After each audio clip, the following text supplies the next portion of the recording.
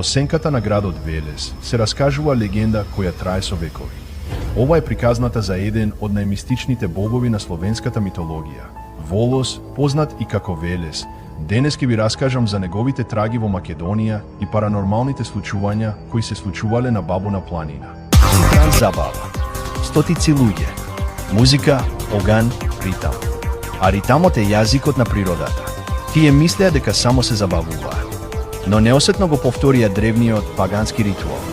Во паганските верувања, ритамот е повик кон духовите. А ова место, Бабуна, во старословенската митологија е поврзано со шумите на Велес.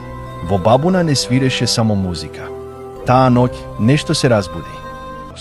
Волос не е само бог, туку и сила која суште се чувствува во природата на Македонија.